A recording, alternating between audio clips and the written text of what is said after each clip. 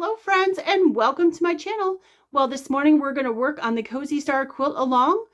So far we have completed blocks 1 and 2, and today we're going to work on blocks 3 and 4. We're making 2 of each block, so that's why it looks like I've got a whole bunch of blocks on the wall behind me. I have completed blocks 1 through 4 in the blue colorway, and I'll be sewing the red, green, and white colorway along with you today. So let's get started.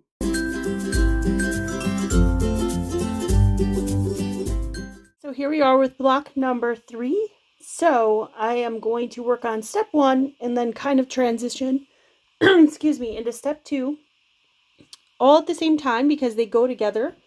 So step 1, we're going to make some flying geese. So we need 4 of these, and then we're going to attach this rectangle to them. So we're aiming for this. Get that thread off of there. Okay, so let's do the flying geese first. You're going to need 4 of these. We're going to do one together today. So you're going to add your square to the rectangle, and we're going to sew corner to corner.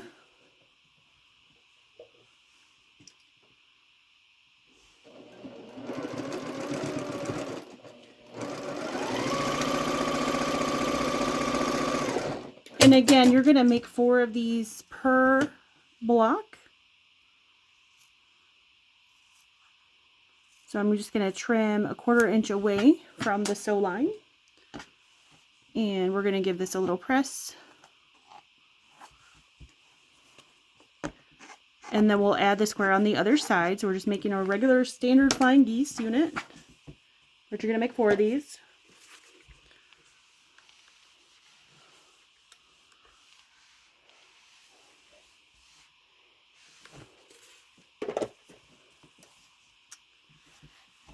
Okay, we're going to add this to here. And then we're going to sew again corner to corner.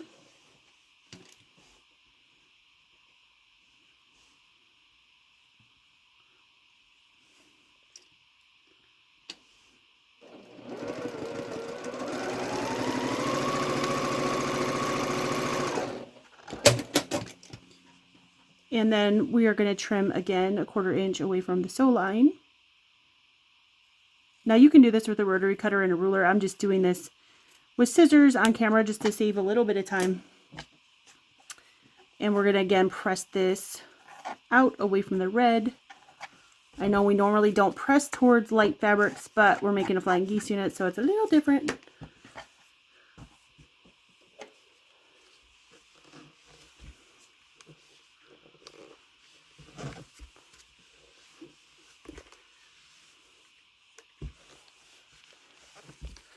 Okay, and once you've done all 4 of your flying geese, we're going to add this rectangle here at the bottom, but make sure that you add it to the point side, not to the flat side of the flying geese. So to the white side, not to the red side. And I'm going to sew with the white on top, so that way where these threads cross, I can make sure that I am not cutting off my point of my flying geese.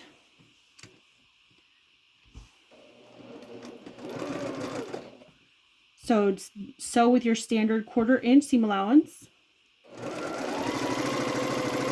And when you get to where that point is, slow down a little bit and make sure that your needle is either right where the threads cross or even 1 thread over to the right from that. And that should ensure that you don't lose your point. And that works every time for our flying geese. So I sewed 1 thread over and I've got a nice little point there. So I'm going to go ahead and press that, and I'm going to press it towards the green because there's less seams that direction. So that's the best way to press that. Unless you like to press open, you can press open for sure. But if you're like me and press to one side or the other, it's always easier to press to the side with less seams. And we've got a seam here and a seam here, so it makes more sense to press towards the green. Okay, so you should have 4 of those. And then we're going to go to step number 3, and we're going to make a whole bunch of Hasker triangles. So let me grab those fabrics. So here are my 2 squares for those half square triangles.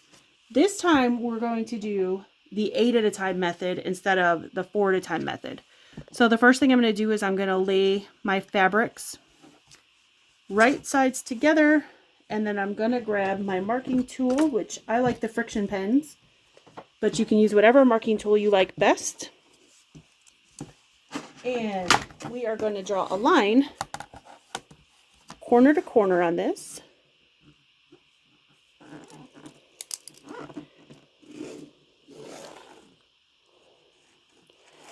You can use, like I said, whatever marking tool you like best. You can do a regular pencil lead work, a chalk marker, a water soluble or air soluble marker, whatever your favorite is. Okay, now that we've got our block marked, the 4 at a time method we sewed, if you remember from other blocks, all the way around, and then we cut apart on the X, right? This time we're going to sew on both sides of both lines. So we're going to sew 1/4 inch each direction. So you should have 4 sew lines. Okay? So let's do that now.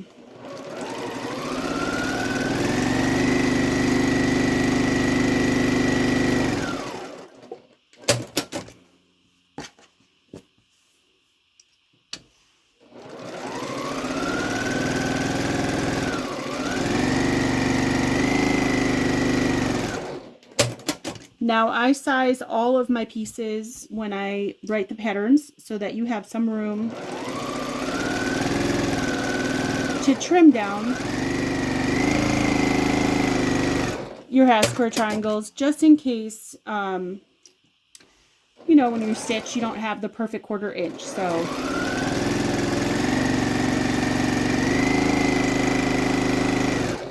don't worry about that too much here. Just make sure you sew on both sides of the line. Both sides of both lines, I should say. Now, this is the tricky part about the 8 at a time that a lot of people get confused with. So what we're going to do is we're going to cut it vertically and horizontally, and then we're also going to cut it on the diagonal on those lines that we drew. So I like to start with the vertical and the horizontal. So we're going to cut it right through that middle, right where the X is. And then we're going to also cut it horizontally, again, right through that center X. Okay. And then we're going to cut it on the lines that we drew. So diagonally, both directions.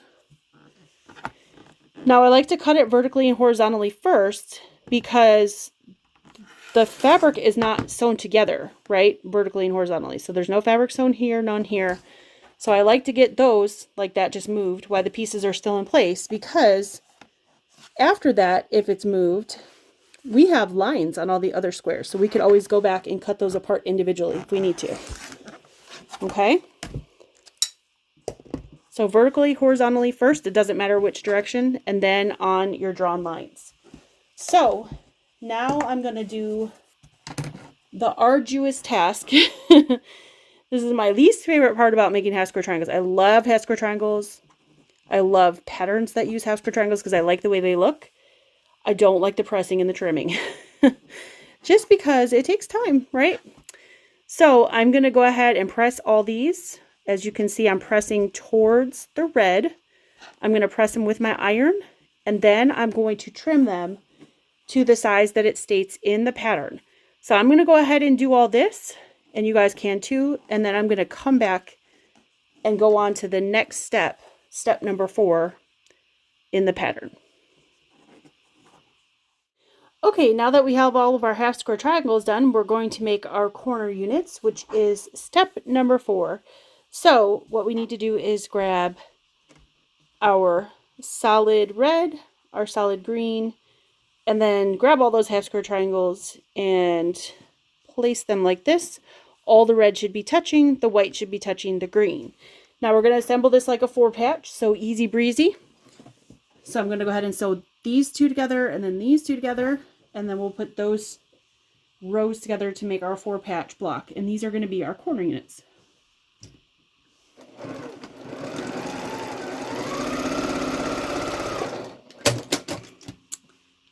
And I'm going to go ahead and give this a finger press for the moment. And then I'm going to do this bottom one.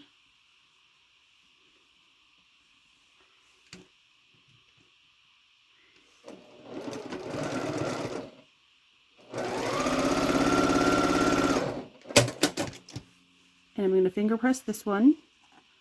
And I'm going to go ahead and sew these together before I actually iron them. I'm just going to make sure they're pressed really well with my fingers.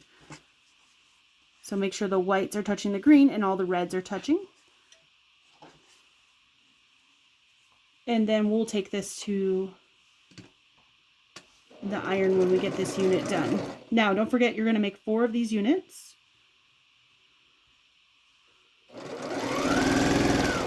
And these become the outer 4 corners of this block.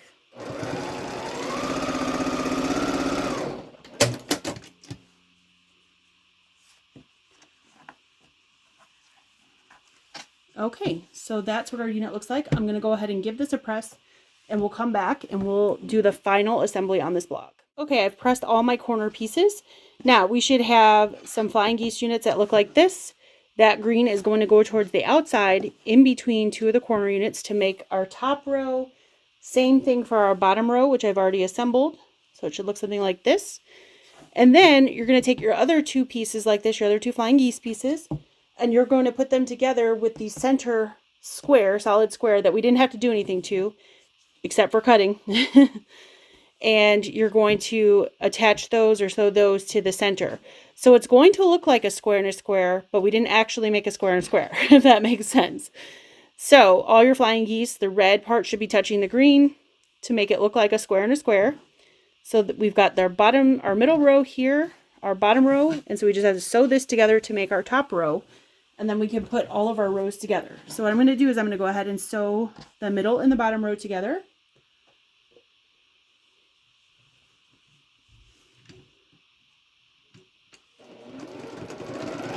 Oh, that's if my machine wants to stay threaded. Sometimes they act up like that. I think my machine is saying, I need a break. I have sewn a lot on her today, so one more block and then you'll get a break. All right. Now we're going to sew those rows together.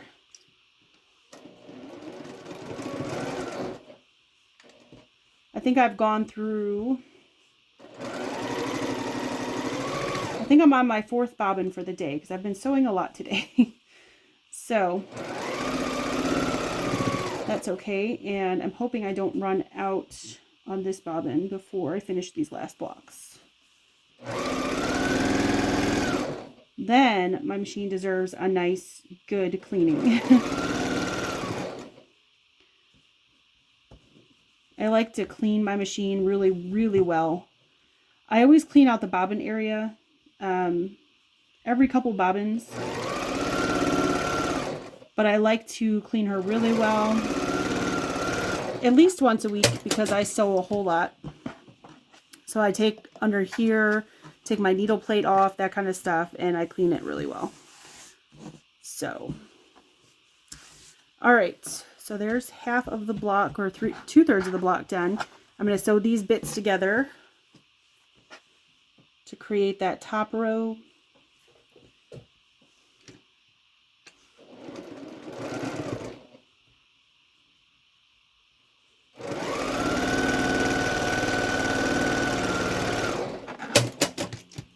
I like when blocks like this, they look harder than what they really are. If you break it down by units like I do, it's really, really simple. I mean, a 4-patch and some flying geese. Am I right?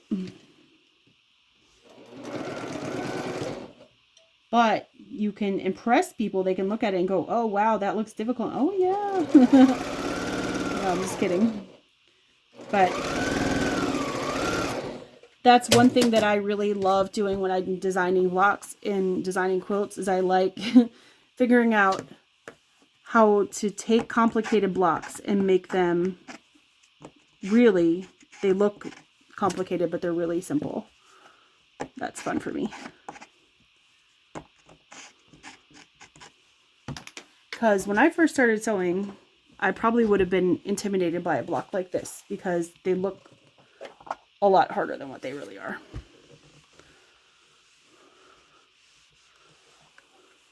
Okay. Give that a press. And while I'm at it, I'm going to go ahead and press this.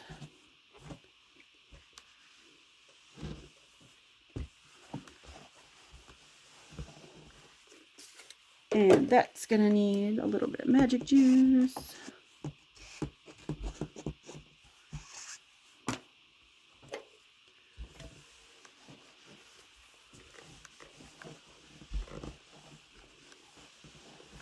All right, now we'll add that last row and be done with block 3 so we can move on to block 4.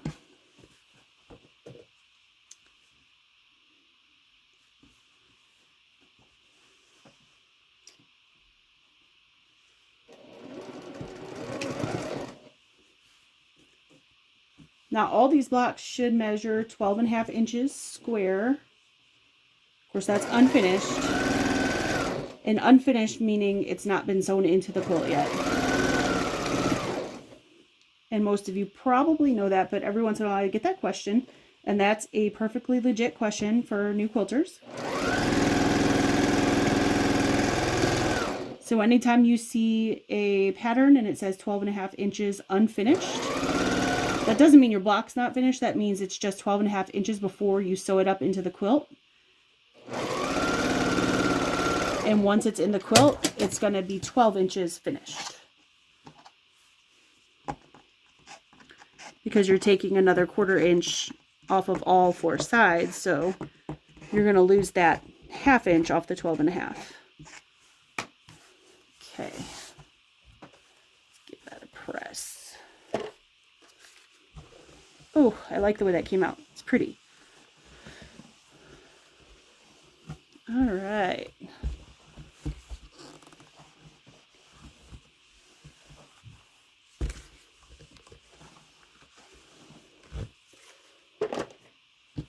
Okay, so there is block number 3, and we will begin block number 4, and at the end I'll show you all the blocks so far.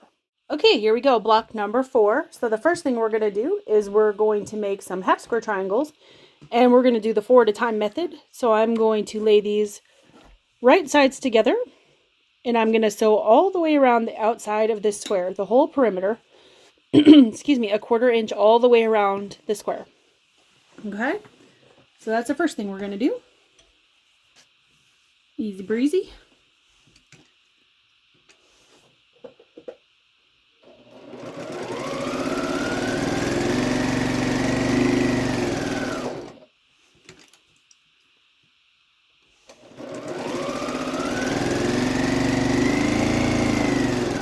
You can either cut your thread or you can just turn that block. It'll work either way.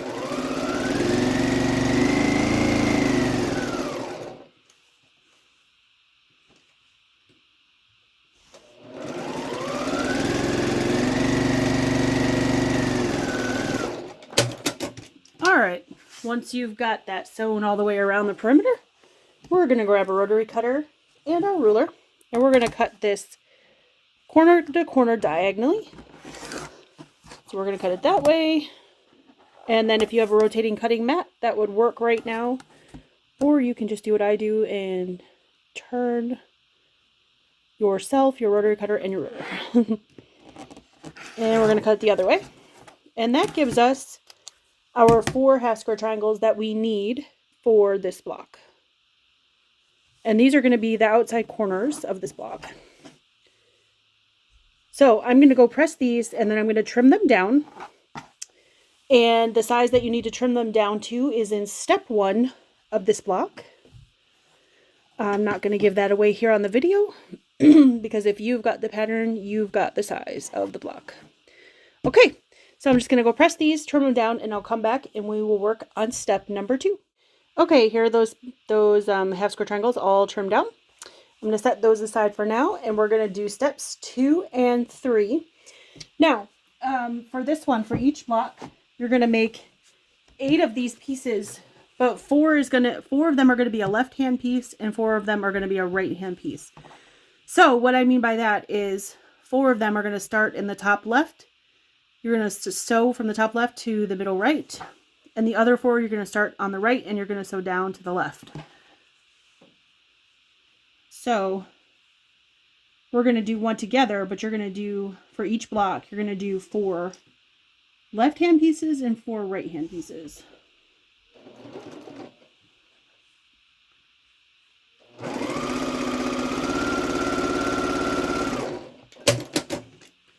So when I press this one's going to be facing that direction. And then when you sew the other 4 pieces, you're going to make sure you start at the top right and go to the bottom left. And those pieces should be going the other direction.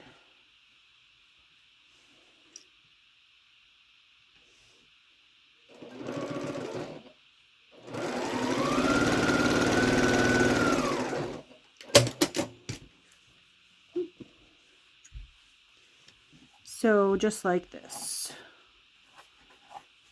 So now I'm going to grab my rotary cutter and my ruler, and I know I already finger pressed these, but it was just to show you the directions.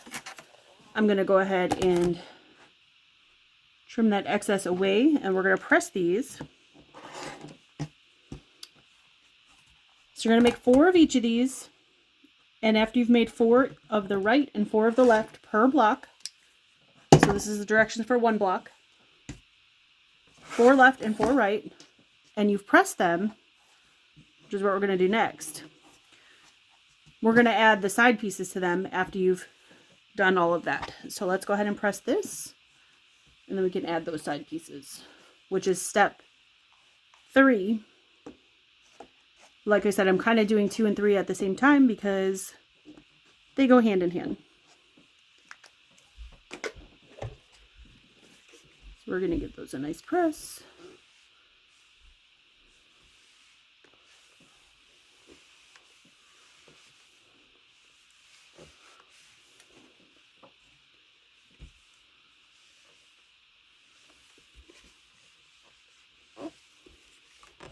This block is not hard, but there are some steps to it, so. All right, and there's the piece. So, to make sure that you're putting these together correctly, you can either join these 2 together because they're going to go in a row together to begin with, or you can sew these to the sides. Now, don't make the mistake that I did when I made my first sample block. I sewed this white to the wrong side. So I sewed white to white. You don't want to do that. I didn't realize it until I went to put them together and they didn't make this little V here. Okay. So sew the white to the green or whatever color you're using here. Or you can sew these together first, the white to the white, which is what I think I'm going to do, and then sew the whites onto those. That way you don't make a mistake. But I'm sure you guys won't make the mistake that I did. When I did it, I was like, oh, that was an idiot move.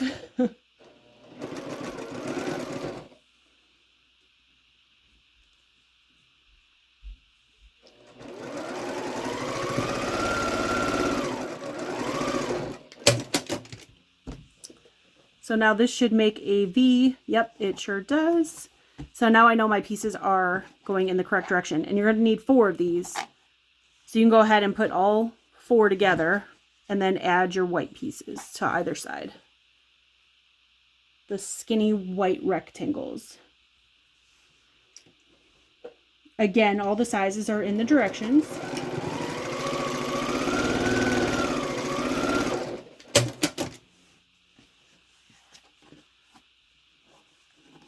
I'm just finger pressing this for now until I can press it with my iron.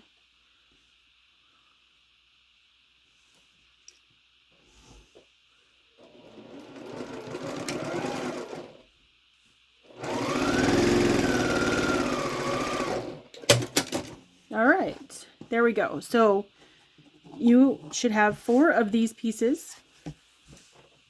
And now I'm going to just take this to my iron and give this a press, and then we'll do the next step in this block. Okay, for step 4 in this block, this is what we're aiming for, a unit that looks something like this. Okay, I'm going to set that aside for a minute. So that's going to be achieved with your background squares and your 2 medium squares. In this case, it's the green, and then a small red square. All these sizes, again, are in the pattern under step 4. So the first thing we're going to do is we're going to add these green guys to 2 opposite corners. So it doesn't matter which corners you pick right now. Just make sure that you put one on each corner, but opposite of each other. So I'm going to go ahead and put one, and then we're going to sew corner to corner.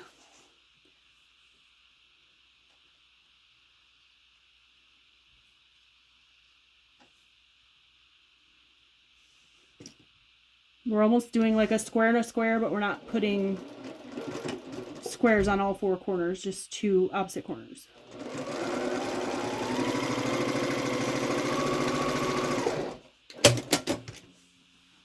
Okay, so there's the first one. Now you can either take your rotary cutter and your ruler or just eyeball it with a pair of scissors, which is what I'm going to do. And get that done a lot quicker. And I'm going to snip off a 1/4 inch from the sew line, and I'm going to finger press this. And of course I'll press this all with the iron here in a minute, but I'm going to go ahead and finger press that guy.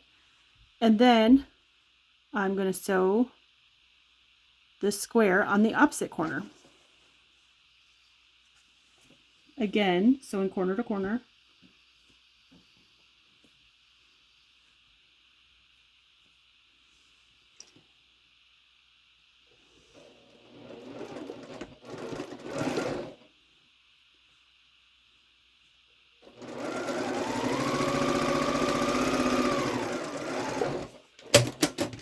Okay.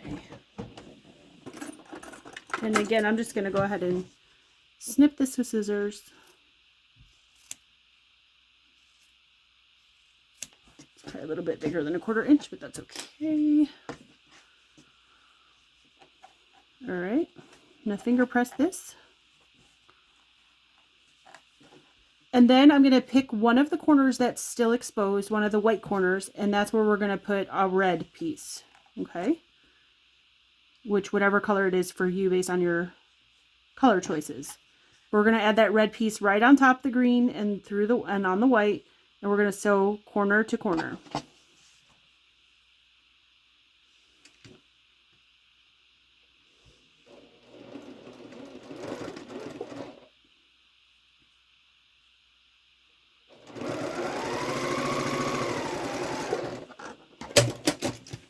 All right. I'm going to trim that off again.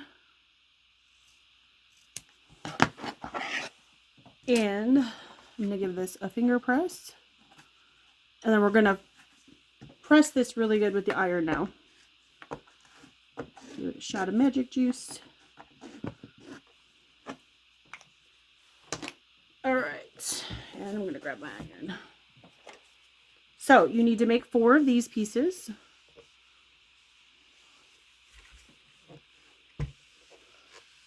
So 4 half square triangles, 4 middle units, and 4 center pieces. All right. Now, after this step is the final assembly. So in the picture, I did the final assembly in rows. So I already put one of my rows together here. So this was our corner half square triangles and then the center. Now, in the last step, I showed you putting these together if it's easier on your brain so you don't mess up where these white ones go. So if you've already done that with all 4, rather than keeping these 2 pieces separate, the center, here's a different way you can build it, because now I've got all 4 of my pieces. I show it going in rows, but instead of doing the center in rows, what you can do is put these center pieces together as a square like that, so all the reds will be touching. And then you can add these guys to either side. So I did it this way this time to show you, or you can do it the way I showed you in the directions where you do assemble everything in rows. So it's your choice. So I'm going to go ahead and do it this way this time. So all I have to do is sew these together, and then we're going to sew this whole square together.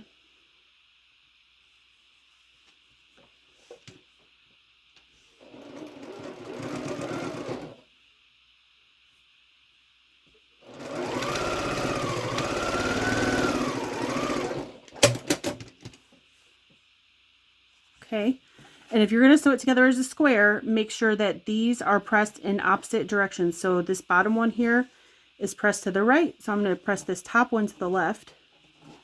So that way they'll nest really nicely when we put this square together. We give that a press, and then we'll make the square for the center.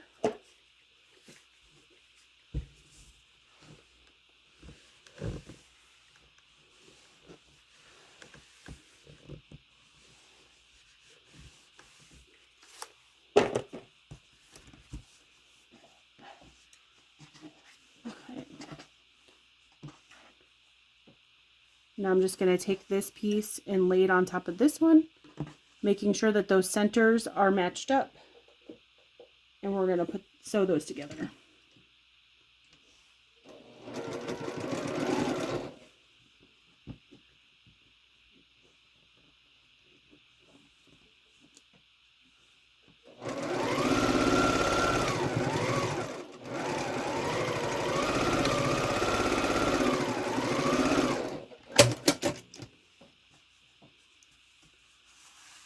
All right, that looks good.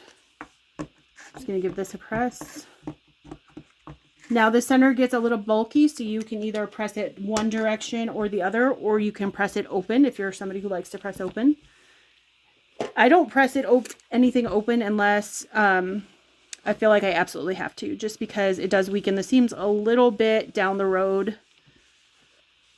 My quilts are made to be used, and unless it's a showpiece and I want it something super, super, super flat, I just press to the side. Okay, so I've got my top row, I've got my center section. I need to add my side pieces here. So I'm going to lay this here, and I'll lay this guy here.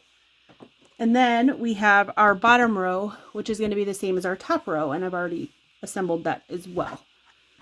So this top and bottom rows are just taking one of these guys that we made in steps 2 and 3, I believe it was, and then adding the half square triangles to the sides. Okay, so those two are already done. I just need to add these, and then we can assemble the whole block. And yes, I did this a little bit differently than I did in the instructions. And that was just because I wanted to show you with this part here that you could put those together first. That way you wouldn't switch them by accident, because I did that in one of my samples. So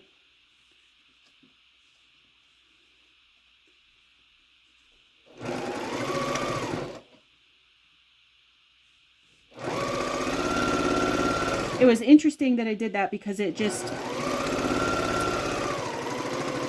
taught me that there was another way that I could have chose to assemble this block. So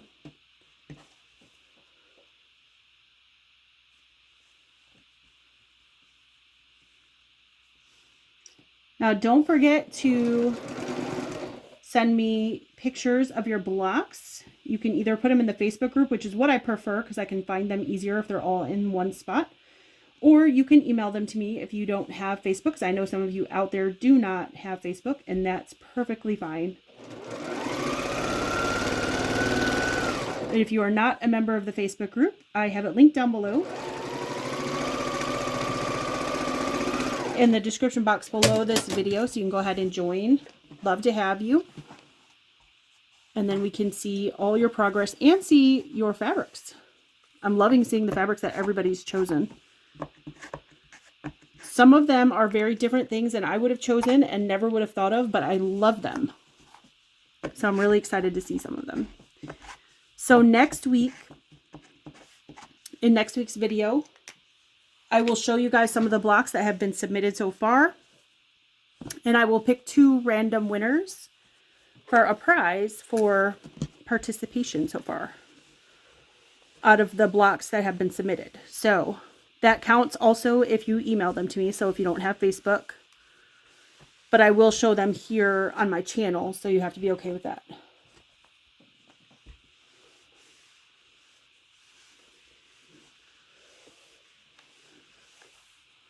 Because I want everybody to see your work and your beautiful fabric choices, because I'm loving them. All right, that is all pressed. Now all we have to do is sew these rows onto the center section, and we're done with this block.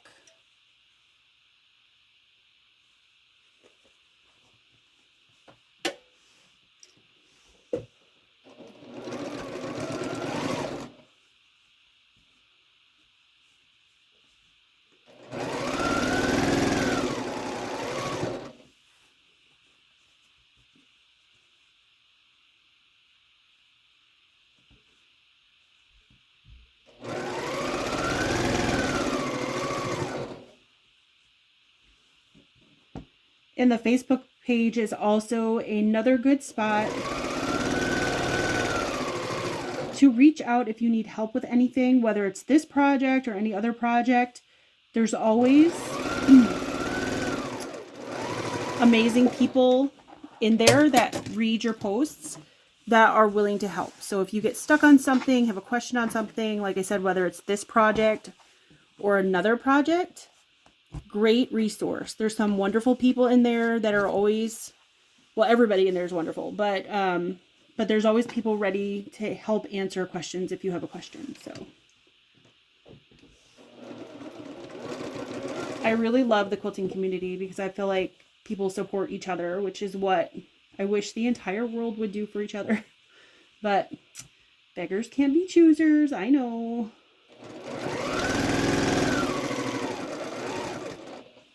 I think we should just get together, all the quilters, and make a quilt for every single person on the planet, and everybody could be happy.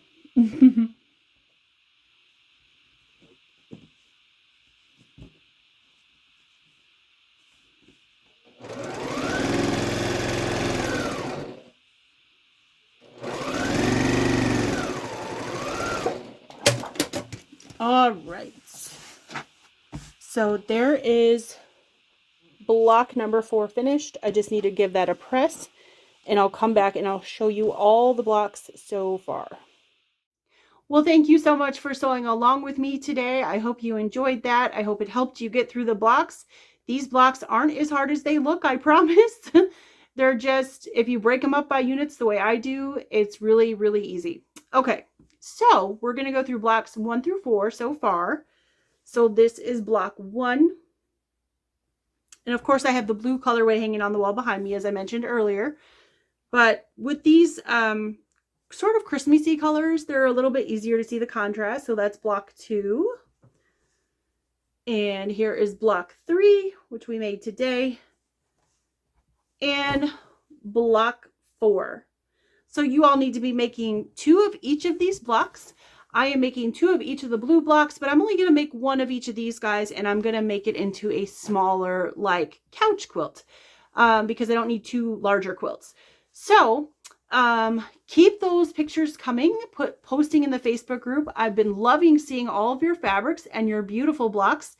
Don't forget that next Sunday, I'm going to take all those pictures and I'm going to do a little bit of a show and tell here on the video. And I'm also going to randomly pick 2 people who have been sharing their pictures and have a little bit of a giveaway. I'm going to do that next week, and I'm going to do that the very last week as well.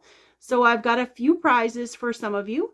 So if you don't have Facebook, you're welcome to share those via email, and those will count as well. But if you do have Facebook and you haven't joined my Facebook group yet, I have that link down below the description, in the description box below this video, and you can go ahead and join. You'll have to answer a few questions and I'll let you in. Happy to have you. Whether it's for this or for any other project you've got going on, there's some wonderful people there that are always ready to help if you have questions or if you're stuck on something. It's a great group of people. Of course, quilters are great in general, are they not? They're very, very helpful. So I'd love to have you over there. Don't forget to subscribe and like this video if you have not yet, but since you are here sewing along with me, I'm pretty sure you have, and so thank you for that. But if you haven't, go ahead and do that now. Don't forget to check out all the other YouTubers this weekend or I should say today, it is Sunday, that are on later today. Several of them are my friends, and I love listening to them, watching them myself, especially my friend Steven, who is live at 4 p.m. every Sunday afternoon at Eastern Time. He is the Idiot Quilter here on YouTube. And the reason I'm mentioning him is because he was sewing with me last night here on my channel, and he makes me laugh so hard on his Sunday lives that I always recommend him if you need a good laugh or a good pick-me-up. All right, guys. Well, stay safe. Have a wonderful week and keep sewing. Bye.